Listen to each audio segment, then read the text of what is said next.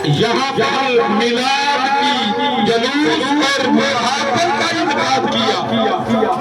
यह बता दिया कि कायनात वालों अगर अपना ताल्लुक मुस्तफा से जोड़ लोगे फिर आए दुनिया से भी चले जाओ, तुम्हारा नाम नहीं जाएगा, बल्कि क़यामत तक लोग में जिंदा हो जाए।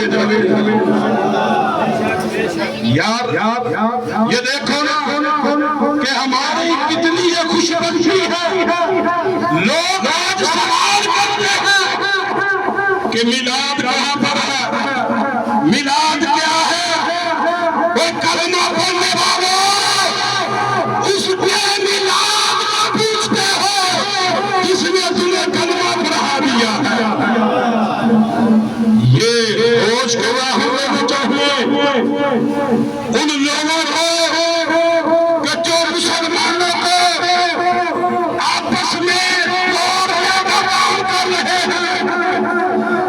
बल्कि बुजुर्ग फरमाते हैं कि सुई दागे वाला मुस्तफा का उम्मती हो, कोई भी मेरे आका के नारे लगाने वाला हो, चाहे वो मुस्तफा के फतुहा के चेहरे का जिक्र करे, वल्लाद की जुल्फ का जिक्र करे, मुस्तफा की सीरत का जिक्र करे कि मुझसे मिलाते मुस्तफा की बरकत अता फरमाए।